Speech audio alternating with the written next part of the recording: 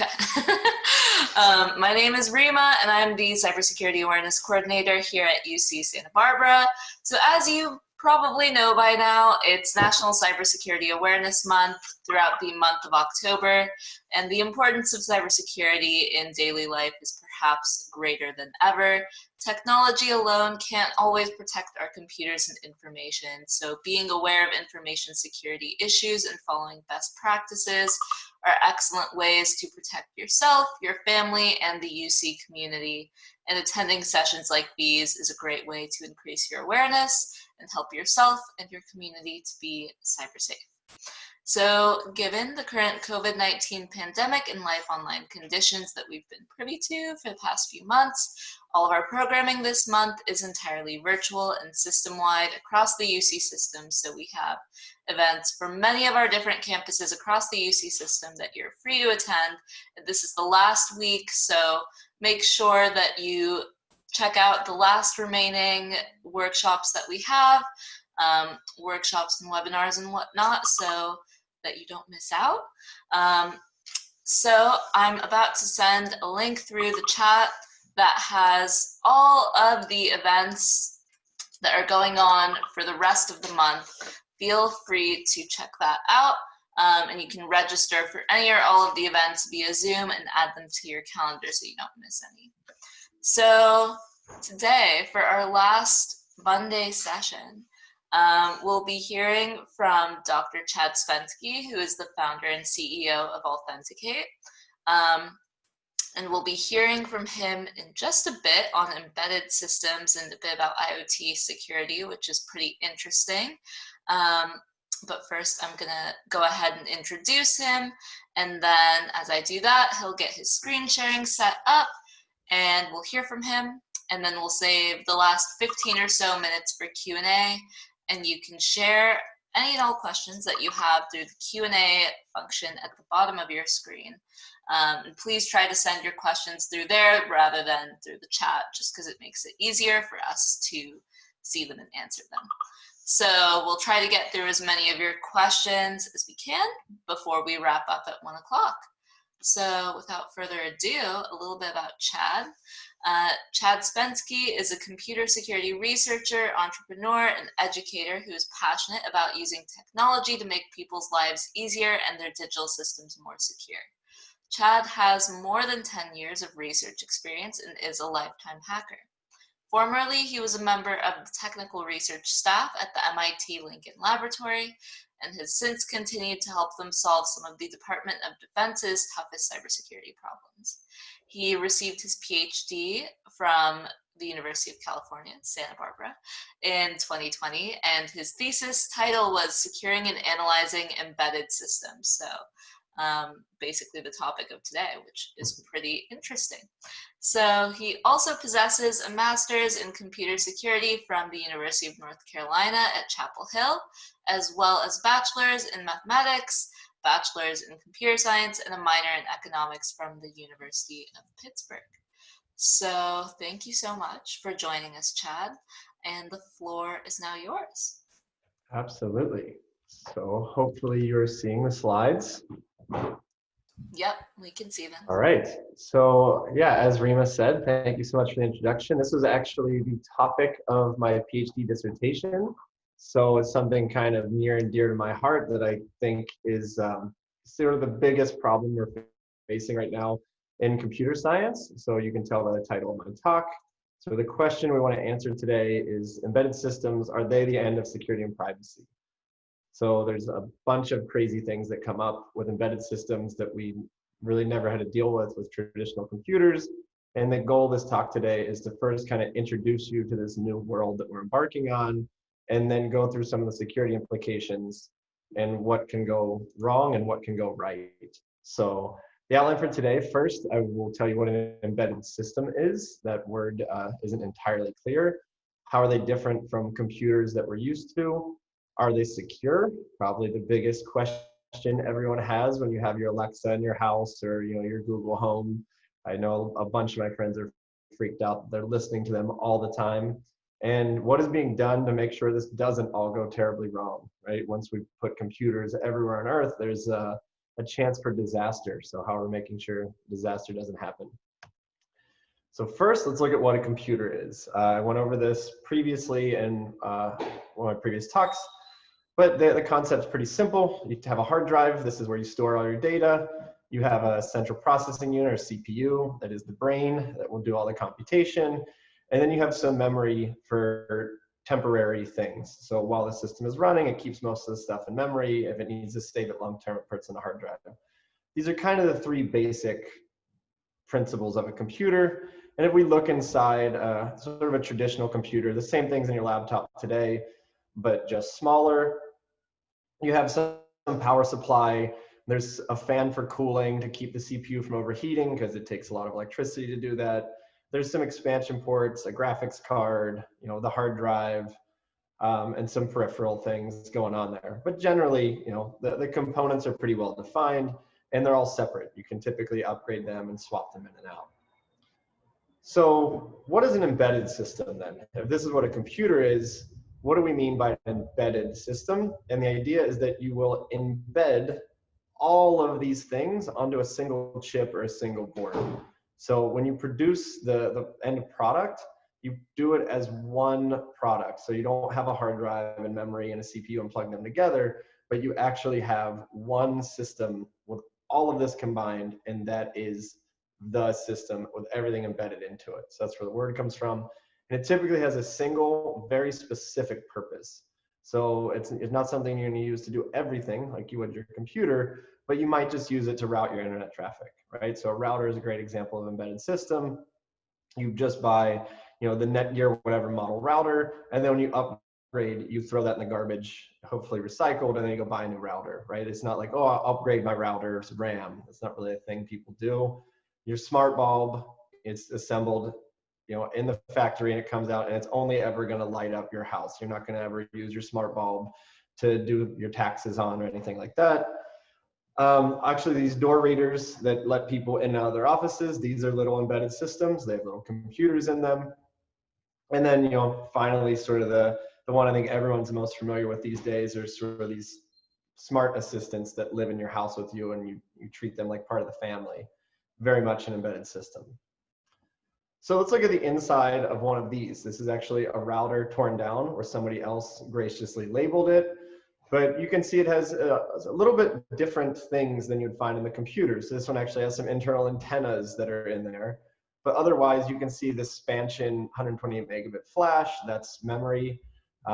There's an Ethernet switch in there, some network transformers, the SDRAM, that's memory. The Spansion would be the hard drive, SDRAM would be the memory, and then there's this microprocessor on there, this QC, Qualcomm, whatever chip. But kind of looks the same as a normal computer, but you can see everything is soldered onto that board. You're never going to go in and upgrade it. And in fact, there's even smaller examples of embedded systems. So the little computer running in your credit card, that's a little embedded system. It's a little microprocessor, actually runs an operating system. Medical devices are actually really interesting examples because they're very high stakes. So pacemakers are a great example of an embedded system. Some of these are even Bluetooth enabled. So you can actually talk to your heart, which is kind of crazy using your smartphone. And then all these fitness trackers and things that we have. Are phones embedded systems? I get this question a lot. I actually don't know. They're right on the border. They're kind of multifunctional. They're so powerful you'd think you'd consider them a computer, but they have all of the attributes of an embedded system, right? There's just one board in there. You don't go upgrade the hard drive on your phone, but their applications, they're specific, but they're pretty vast. So I put these in both categories. It's kind of a fuzzy gray area, what phones have become these days. But a lot of my research applies to mobile phones. And if you look at my publications, I've done quite a bit with mobile phones as well for this reason. So why do I think embedded systems are interesting? Why am I going to waste or invest 5 years of my life to get a doctorate in this? There's a couple key differentiators. One is that attackers now have physical access to them, whereas before with my laptop, you would have to break into my office to get access to my laptop to hack it. Whereas now it's kind of flipped, right? My Google Home, I could be the attacker, right? I could want to do something in my Google Home that Google didn't want me to do. They kind of put it in my hands. You see this a lot with the iPhone, right? People try to jailbreak their iPhones and do things they weren't intended to do. So the attacker model is kind of flipped. Where now it's the companies that produce these things, they're trying to protect themselves from the millions of people they ship them to. So it's a much harder security problem to solve, especially with the physical access, which I'll show you in a bit. The other weird thing is that these things now have physical access to you, right? So my smartwatch, little tracker that I have on right now, can read my heart rate every day, all day. Physical doors can interact with the physical world, so you can unlock doors. And cars, right, have physical access to you. They can drive you off the road and do all sorts of things. So once we kind of melded this world, it's no longer just a thing for checking email, but it's something that interacts with the physical world, and I interact with in a physical way.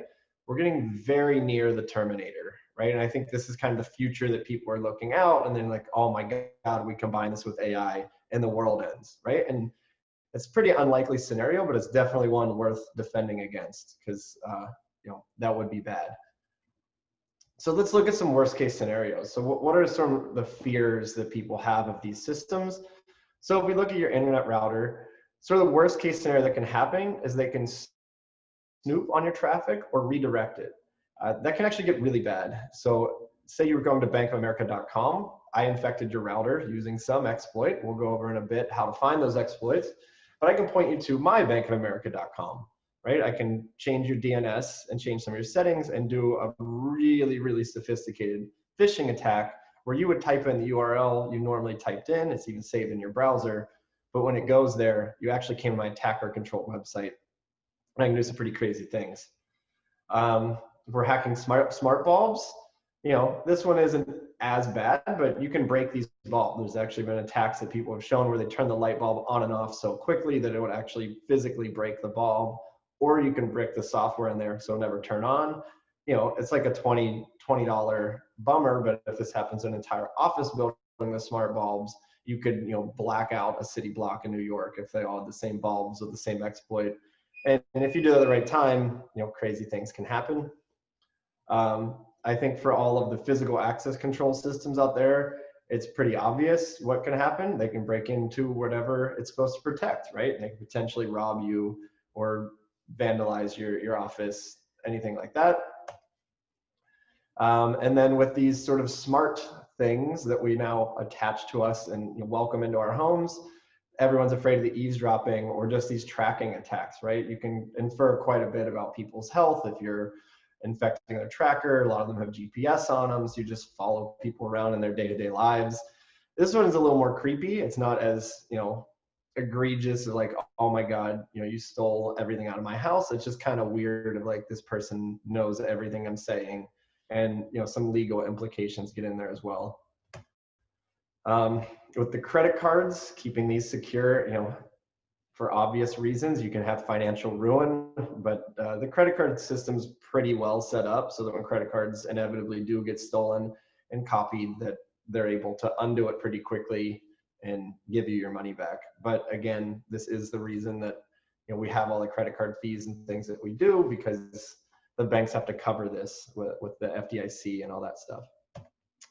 And then finally, sort of the craziest one that's always pitched at hacker conferences is with these medical devices that you could kill somebody, right? You could turn off their pacemaker or jack their insulin pump up to the max and OD them on insulin. That you get some really high stakes security in some of these scenarios.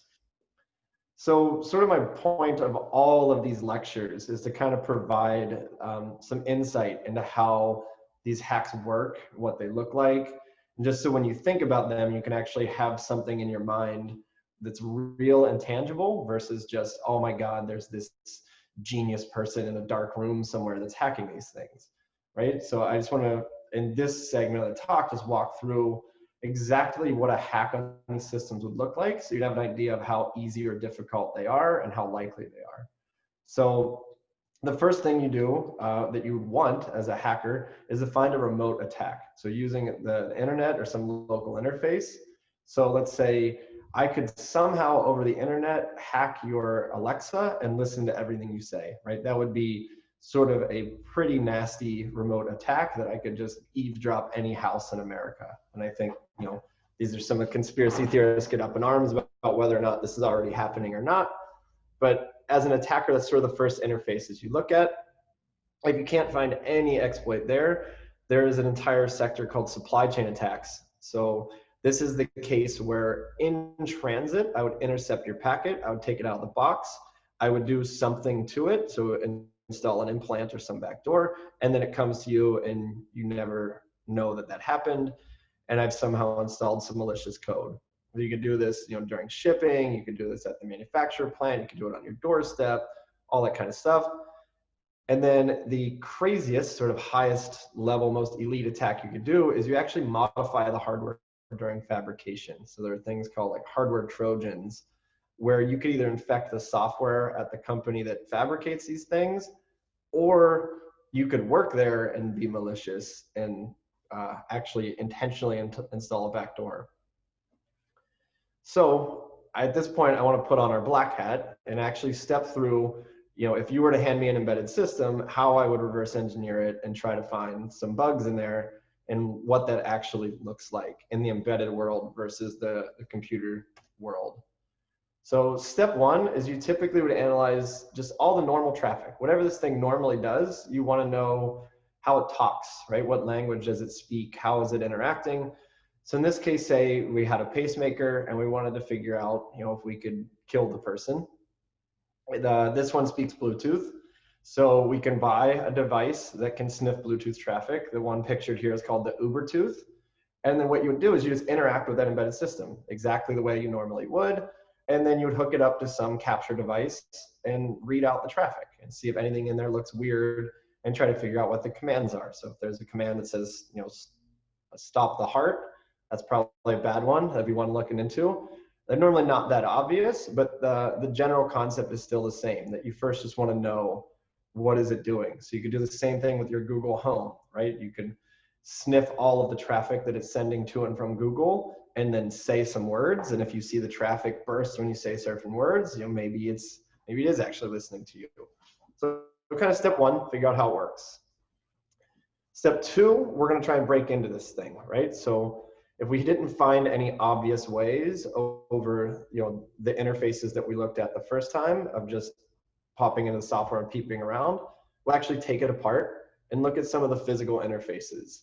So this is what I was saying initially. This is very different from deploying software, that now the hacker has all of the keys to the kingdom. You gave them everything, so they could take it apart and poke around.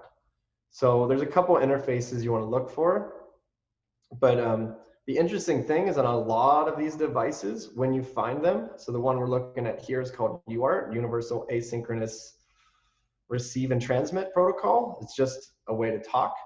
It'll have these 4 pins, and most of the time when you plug into these, you will get a root shell, which means you have full access to the system, and they're typically running Linux or something Linux-like.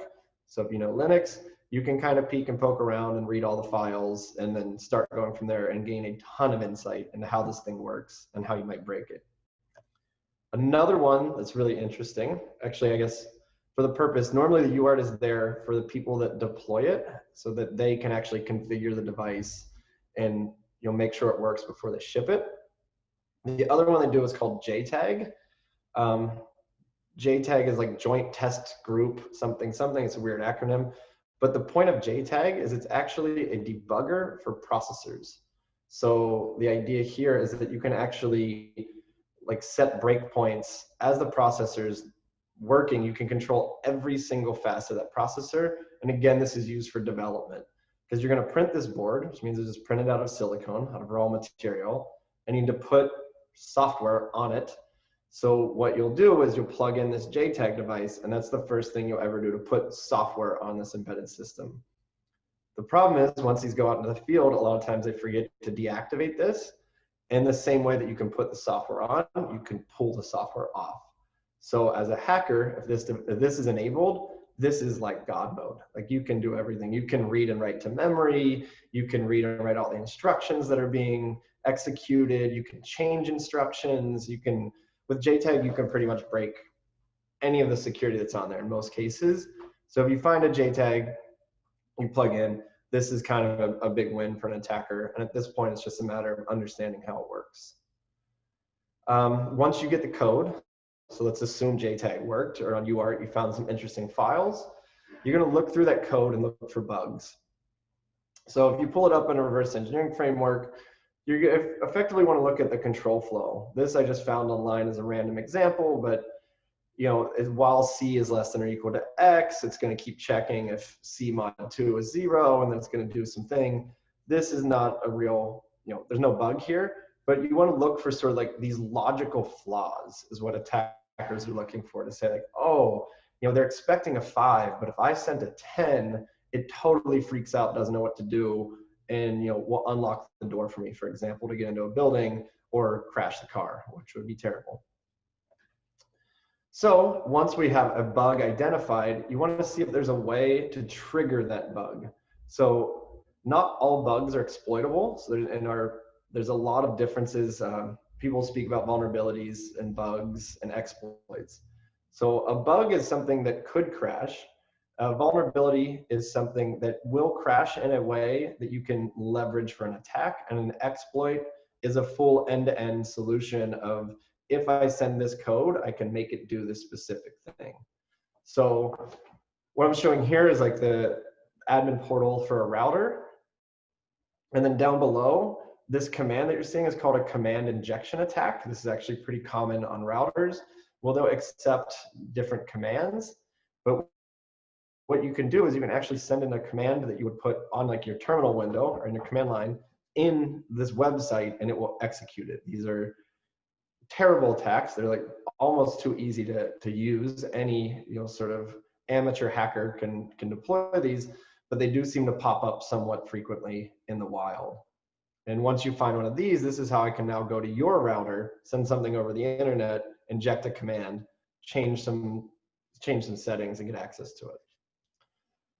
The other really interesting physical one, this is like one of the chapters of my thesis. So when the Xbox came out, they made this claim that it was unhackable, right? And in fact, they did a really good job writing the software. No one really found a software-based exploit to it. But the whole point of the Xbox is I want to play legal games, right? Xbox games are super expensive. I don't want to pay the money. I want to just, you know, go download the game online and play it. So the way the Xbox works is it first boots and does the security check. And if the security check passes, which means, you know, this is the code that came from Microsoft, it'll boot the Xbox and let you play games. Otherwise, it freaks out and won't start. So to get around the security check, the way that attackers ultimately broke this, you have to plug the Xbox into the wall. And if you drop the voltage at just the right time, you can actually get the processor to freak out and completely skip that security check. This is like crazy low-level physics, awesome stuff. Working with glitching attacks during my doctorate was, I don't know, awesome, but also just like black magic, but it totally works. So the crazy thing with these embedded systems is you could write perfect code, absolutely zero bugs, but because the attackers can mess with the voltage and do all sorts of weird things, even though your code's perfect, they can still break the security of your system. So it's a very different attacker model than before. And in fact, if you would Google Xbox glitch attack, you can see some YouTube videos of people pulling this thing off, and they even sell mod chips that you can buy. They'll do this in an automated way for your Xboxes. It's pretty cool stuff. So then finally, right, we gain all this knowledge about the system, and then it's sort of your choice. Do you use this knowledge for good or for evil, right? So the good is sort of the purpose of this talk today, is that, you know, I want to use this to develop more secure systems and make it harder in the future. And then the evil is the other purpose for this talk today, is what we're all afraid of, right? Is that somebody with this kind of knowledge could be evil and could do nasty things. So sort of the question, I think, at large is, how bad is this really, right? Like, is my Alexa really listening? Is somebody gonna crash my car? Or are my lights all gonna black out when someone drives past my house? And sort of the answer, unfortunately, is it's very complicated. The reason it is so complicated is that some of these systems are incredibly secure. In fact, there's like the PlayStation Vita, which is like a handheld PlayStation, is like one of the most secure embedded systems I've ever seen hacked. It took like 10 years for hackers to hack it. The attack is insane. Like if everybody did what the PlayStation Vita did with their security, we'd be in really good shape. But unfortunately, others seem like they didn't even try on security. Like there are some routers you plug into the UART and it's just like, here are the keys of the kingdom, game over. So the problem we're faced with as researchers and sort of as a society is there is no way to tell which is which. Like I did not expect the Vita to be that insanely secure. It's just a gaming system, you know, a handheld gaming system. Meanwhile, you have like some of these door lock things that you would expect to be more secure and aren't. And looking at them from the outside, they're both black boxes, right? So one of these black boxes is really secure. It's going to take, you know, one of the world's best to hack it. And the other one is going to take any random person who knows how to use Google and watch YouTube videos can hack into it. So we're kind of in this weird limbo where we're just pushing embedded systems everywhere and every part of our lives. And there's no nice way to sort of audit, is this a good one or is this a bad one? So what are we doing, you know, as researchers and as practitioners to secure these embedded systems? This is sort of the guide, I think, that every developer follows before it goes out the door. First, you disable those debug interfaces. They're great for, you know, deployment. They're great for making sure it works. In some instances, you would intentionally leave these enabled if you want to salvage the hardware. Say it breaks in the field, and it's really expensive. You want to be able to debug it, fix it, and put it back out. But from an attack point of view, that's pretty bad. You can do anti-tamper packaging. So if you ever try to take any of these things apart, you'll see that it's kind of a pain. Some of them are even designed in a way that you have to break the case to take it apart. So it's very clear that you tampered with it, that you typically have anti-tamper tape, all these kind of things on any like good secure embedded system. You can put all of the important stuff in a single chip. So this kind of lets you secure the one area. So you minimize the risk, right? So, okay, maybe they'll hack everything in my router, but the one really important thing is to be able to, you know, log into the router, and we'll put that password and that really special stuff in one single chip. You can do glitch resistant hardware and software. It's actually a chapter in my thesis on how to do this. A lot of places, or a lot of systems are starting to do this. You can actually buy a lot of off-the-shelf chips that have glitch resistant stuff put in because they're now, you know, aware that these embedded systems are vulnerable to this kind of stuff. Updates are actually the #1 thing though that people are doing. The biggest thing is, you know, when a bug is found, you want to be able to update it. That's really hard with these embedded systems, right? You're going to deploy millions of them all over the world. Some have internet, some don't. But the ability to push out updates rapidly and in a secure way to make sure that, you know, you're only pushing out good updates and an attacker can't take it over, that's kind of one of the hard problems right now. But yeah, update your routers, that kind of stuff. But I think it's kind of on the industry to figure out how to do that in an automated way. There's too many systems to remember that I need to update my light bulb in my bathroom this morning. Right? That's a lot. And then finally, kind of where we're going in the future is these hardware security modules. So I'll briefly just describe what all of these are, just so you have an idea of sort of what's going on the defensive end, that we're not just, you know, the systems aren't just there with open arms waiting for attackers. So to disable the debug interfaces, it's actually a pretty neat trick. So what they'll do is they call them e-fuses, so electronic fuses. And you can send a specific command that will actually blow the fuse. And by blowing the fuse, it literally melts the wire and physically disconnects them. So for an attacker to put the fuse back together, they have to do some pretty crazy stuff. They get in there with a focused ion beam and, you know, do some pretty hardcore physics to redraw this little wire. For anti-tamper, again, if you open up any, you know, embedded system, you'll likely see that it's just covered in epoxy. This is, you know, a huge annoyance if you're trying to probe these pins and figure out how it works. It's just this black, super hard gunk that you just cover the whole thing in it. And honestly, it's pretty effective, right? You can dissolve it and you can do all this crazy stuff, but that kind of takes some chemistry skills, and it's at least a much higher bar than just plugging into the UART port. Some of the other things that are coming out that are really cool, You can actually use LEDs on the board, and like the refraction off of the glass on the device comes back, and it has to be, the glass has to be unmodified. So if you try to drill through it or take it apart and break the glass, the thing will self-destruct effectively to defend itself.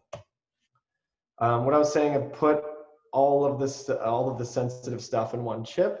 This one's actually really interesting and kind of the way that phones are made today. They call it a system on a chip. So the picture I showed you earlier of the computer that had memory and hard drive and all that stuff, they've actually put that all into one tiny little piece of silicon. It's for cost. The main reason they do this is to keep power down and keep costs down. But from a security standpoint, it actually works out really well. Because as an attacker, what I would used to do is you would just look and say, oh, that's the hard drive, and I'd download it without powering on the system. I could just pull the chip off, plug it into my own computer, and read it, right? Or, oh, that's memory. I could just peep into memory. But when it's all in one embedded piece of silicon, there is no easy way to do that. It's actually a pretty good security mechanism. You can even see this is a Qualcomm chip that's the hexagon. It's in most phones today. I don't remember off the top of my head, but you can see they even have security modules built in. So the thought is definitely there of like, hey, if it's in silicon, it's harder to get after. To do glitch resistance, so one of the chapters in my thesis, there's actually a really cool thing. So what glitching does is it will just kind of corrupt bits. So one of the things we deployed that was pretty effective is that if you had a normal if statement, you want to see if A equals B. Traditionally, if A was equal B, so like the case of the Xbox, right? If the security check passed, then we boot. But what we do is we automatically in software add in a second check to every single if statement. Say you check the composite and make sure that the composites are also equal to each other. And the idea here is that if you flipped a bit, that it would be very unlikely that you could do that exact same thing twice in two different checks, where one is comparing the not of the other. There's some kind of cool math that goes on there, but it actually works really well. And the other thing that they're doing in hardware is this brownout detection. So if the Xbox had brownout detection, which means the voltage drops below a certain threshold, and you know that threshold to be the case where the processor acts weird, then it will just panic. So if you would implement that in the Xbox, the glitching attack would fail. Remote updates. So this is the ability to just push updates quickly to these systems. So this is called over the air. So if you ever see OTA or over the air, this is what they mean, that the device will effectively magically receive updates over the internet without any interaction from the end user. So it will just push updates to them. And then finally, there's hardware security modules. So the idea here is that if you had like credentials for the device that you wanted to keep track of, or something really sensitive on there, so like the front door lock, for example, it's probably a good thing that you actually put that in a special piece of hardened hardware that has all of these laundry list of things that I just discussed, but then the rest of the system can be totally normal and you don't have to worry about security. So there's actually a company in town that's doing this for Raspberry Pis that I think is really cool and worth checking out, called Zimbit. I actually stole this graphic from them because I think it's really nice. So let's say we do all of that, right? So what does the future look like? We're just going to throw everything but the kitchen sink at these embedded systems, and now instead of being cheap and low power, an embedded system is now $5,000 just to have a smart bulb, right? That's probably not going to work. It kind of defeats the whole purpose of these things. So sort of the goal of my research and where I think we're going in the future is that we're going to sort of develop these secure embedded architectures from the ground up. And we're already kind of doing that, but I think over the next decade, you're going to see a much bigger push in this, with like things like RISC-V coming out, and ARM being bought and all these things. People are no longer just stuck on like, oh, everything has to be an ARM processor, everything has to be Intel. You're going to start seeing these custom processors come out that are low power, will have this physical resistance built into the hardware, will have some built-in nice features against software attacks, and then you kind of implement, the government calls this resilient system design, but security in layers. It's like, okay, if you hack level 1, I still have levels 3 through 5 before you really get to the good stuff. And I actually consulted for the DoD during my doctorate in a secure systems design group at MIT Lincoln Laboratory, where this is sort of, was sort of a big push. And my value to their team was the ability to kind of understand these resilient systems and develop these layers. So some final notes. I think the thing that's going to come up in the future, which hasn't really happened yet, but so these embedded systems developers have kind of a societal responsibility to build secure products. So the push so far has been for functionality, right? Like, oh man, I really want my light bulb to just turn on when I walk in the room, or like, I really want my car to unlock when I'm near it. So everyone's sort of been pushing, and we got a lot of this cool functionality. But then researchers started looking at this, and we found bugs all over the place, and we found a bunch of vulnerabilities. So I think it's, we kind of have to take a step back, and it's going to be interesting to see how the laws shake out on this, because especially when we get into self-driving cars and computers in places that can harm people. So the first time a computer kills a person, you're going to get in this sort of scenario of like, who's to blame, right? Someone has to take the fall. Is it the developer? Is it the company? Is it the salesperson? And I found a comic that I think is the closest to it and kind of has my academic roots in there. You scientists were so concerned with what you could do that you didn't stop to think about what you should do. And I actually think that's kind of the scenario we're in now with embedded systems. Like, we can make them do anything. And then, they say, actually, we're mostly concerned with getting enough grant funding to secure tenure. And I think in the commercial sector, this exact comic is true, where you're worried about profits, right? You're not worried about, is this the most secure system? It's like, no, I have employees to pay. We got to build this thing. And, they want their lights to turn on, make the lights turn on. I don't care about security. So the future of this is going to be interesting. And without laws to put in place, this incentive is economically aligned to do insecure development. So kind of an interesting note. What am I doing about it? I'm, in my company, we're trying to develop embedded systems that are flexible, extensible, and secure. But sort of the idea of my whole thesis is that I would push out, sort of products like Glitch Resistor that the developer doesn't have to worry about at all. It would just work. You write normal code. You don't even know it's doing secure things. But under the surface, we're implementing all of those cool features that I talked about earlier in my talk. So it's sort of been my push as a researcher, is that developers don't have time to worry about this, but as a society, we probably should be worrying about it. So develop systems that do this stuff automatically, designed from the ground up. So at this point, I will take any questions that you all have. All right, thank you, Chad, for that really informative talk. So at this point, we'll switch over to the Q&A session. So a couple of questions have come in already. If you have any questions, now is a good time to send those through the Q&A function that you can see at the bottom of your screen. So first question, what are your thoughts on the community which enjoys repurposing these embed systems? The recent example of someone playing Doom on a pregnancy test, for example, and given your discussion of the attacker position switch, what do companies think about that community? I think it's awesome. I think there was a ruling recent, like 5 years ago, something, the DCMA, where it was legal to reverse engineer embedded systems. I think it's now, from a legal standpoint, very fuzzy, and I believe the companies hate it. There was one specific example with the PlayStation 3, I think, where they were putting it out at a loss because they make money off of the games and the subscriptions. But people would take the PlayStation 3, hack it, and then turn it into a really affordable supercomputer because it had like crazy compute power. And that just totally undermined their business model. And if everybody did that, they would just be eating these losses for everybody to have a personal supercomputer. So yeah, I think companies don't like it in general because they can't do security well if all of the internals of their system are known and easily reconfigurable. Kind of opens them up to the shipping attacks. But yeah, in general, taking apart things that you have and repurposing them it's wonderful. That's like the whole point. So I'm definitely on the side that, if I pay for this, I should own it, which, Apple disagrees with on the iPhone. There's been a lot of contention there. Like, they still want control over it, but, it's in my pocket. I want to make it do whatever I want. Definitely a big point of contention.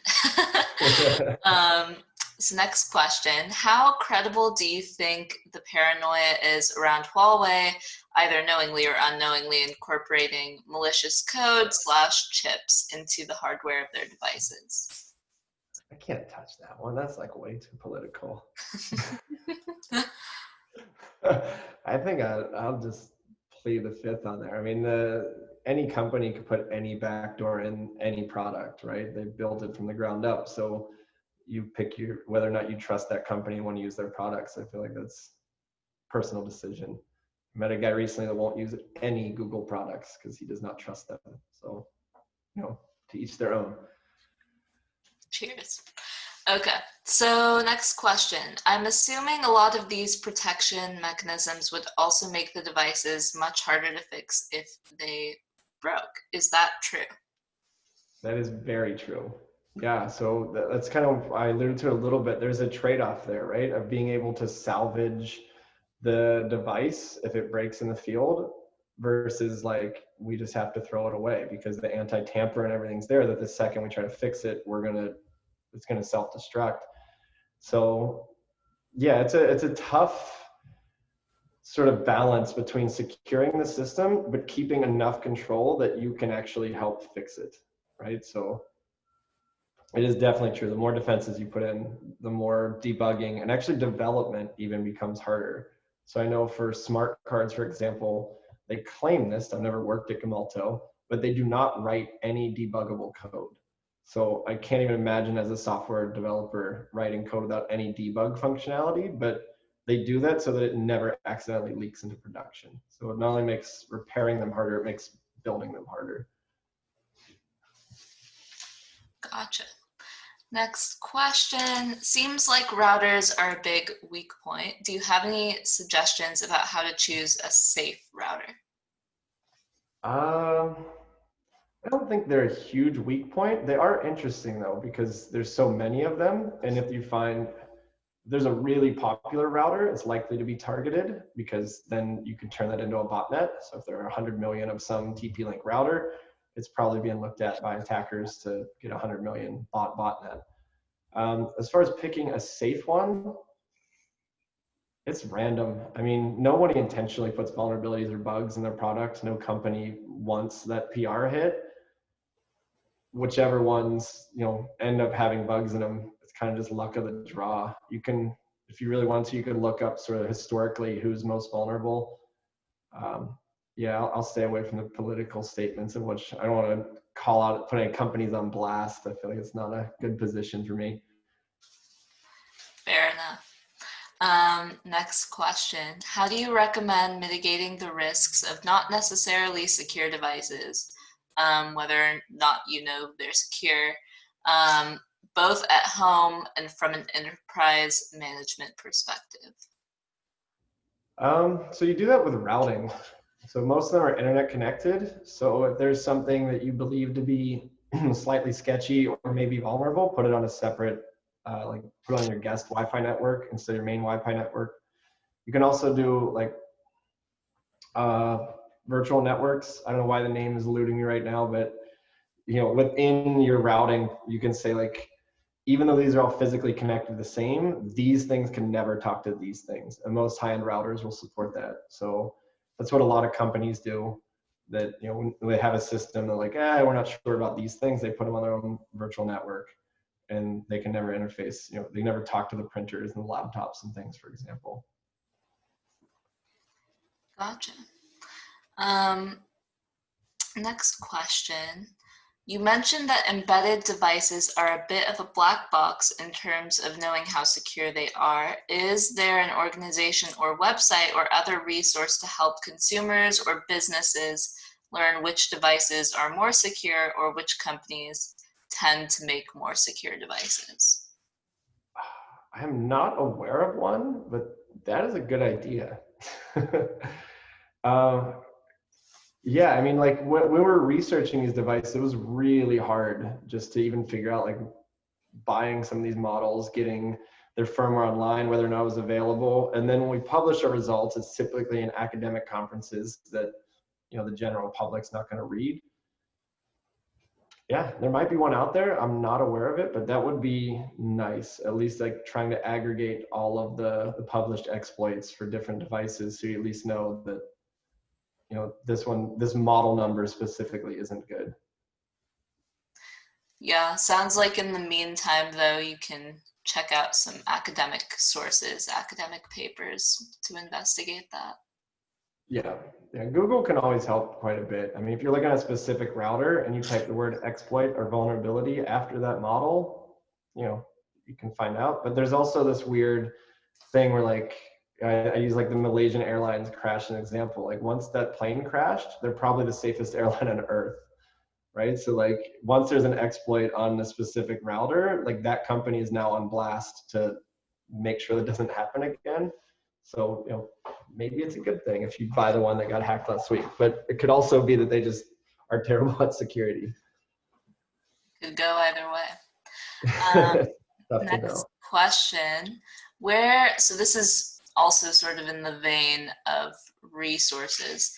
Where can one find information or participate in laws being passed against misuse of these technologies? So more the legal side.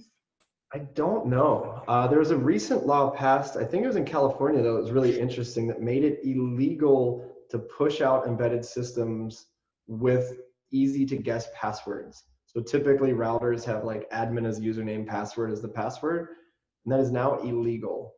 So like there is stuff being done, but I don't know of the resources. And if someone finds that, I would actually love to follow it as well. But I tell all my friends in law, I'm like, if you want an exciting career, like look at cyber law right now. Like the next couple of years, like next couple of decades are going to be really wild. Absolutely. Next question. We'll see if you can answer it without it being too political.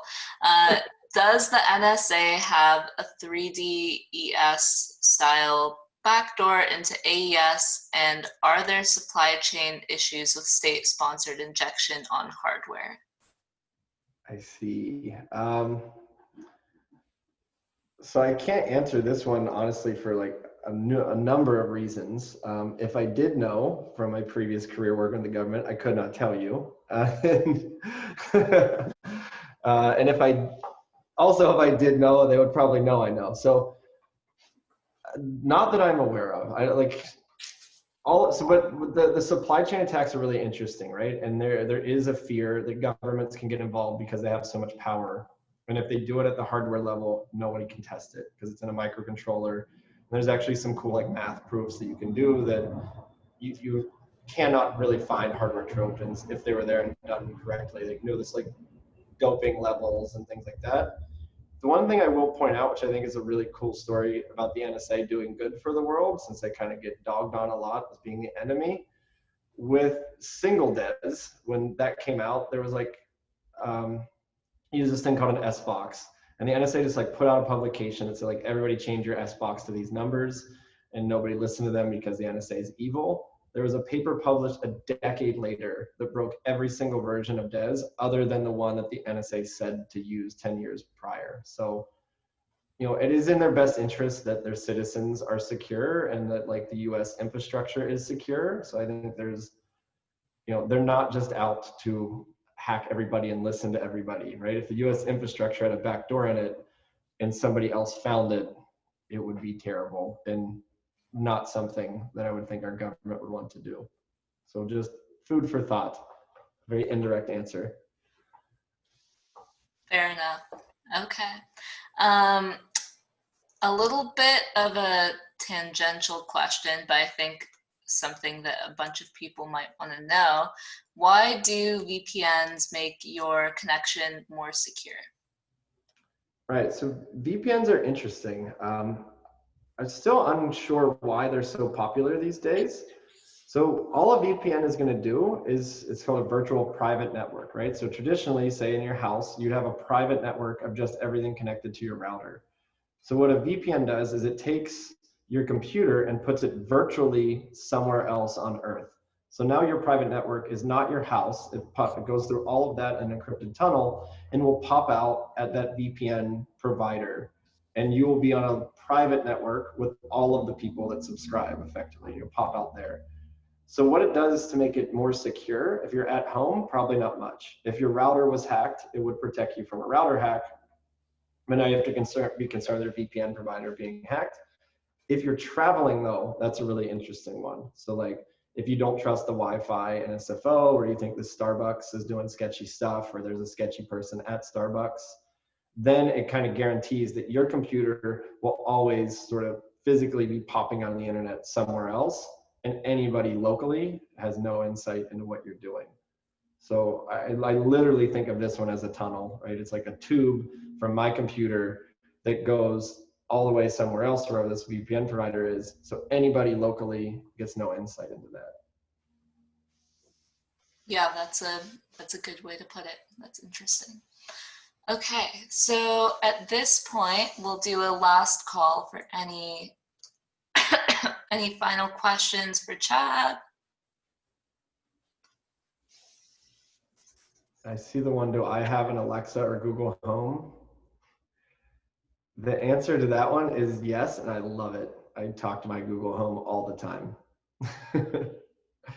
I literally every time I come home, I'm like, hey Google, I'm home. And then like, boom, music starts playing, lights come on. Yeah. If they're eavesdropping, they're not hearing anything interesting. Okay. We had another question come in. Excuse me. Is it hard to block things like refrigerators, washing machines, TVs, etc. from being online? For example, just never letting them have access to your network, even if they have that capability. Yeah, what are your thoughts on that? Yeah, that's totally one option. There's always like, you know, I always joke with people that the most secure computer, if it's completely unplugged, then like you can't hack it, right? Like, good luck. So that's kind of the same deal with your refrigerator. If it's never online, no one's going to hack it, but then you don't get the cool functionality of whatever your refrigerator being online would do for you. I'm not exactly sure, but I would hope that it would like order eggs for you automatically. That would be nice. Yeah, so I mean, it's a trade-off, right? If you don't want the cool feature, yeah, unplug it and off you go. All right. So with that, we'll wrap up. Thanks for all the great questions, everyone. So thanks for coming today to our session, our last Lunch and Learn, a little bittersweet because this has started to feel like a staple. But if you enjoyed this session and you enjoyed hearing from Chad today, make sure to check out the event calendar that was sent out earlier. I will send it through again shortly. And you can register for any remaining sessions that we have this month. So like I said, this is our last week of National Cybersecurity Awareness Month programming, but make sure that you continue the conversation, continue to grow your cybersecurity awareness and knowledge by following at UCSB InfoSec on Facebook, Instagram, Twitter, LinkedIn, pretty much wherever you consume your social media. And you can find the most up-to-date info there about different events, webinars, and whatnot happening.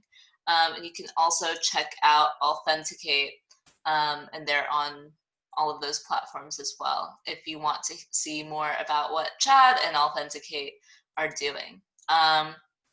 So yeah, that concludes this session, and thank you again for joining us, and we'll see you at the next one. Yeah, thanks so much for having me this month. It's been a blast. Absolutely. Thanks, Chad.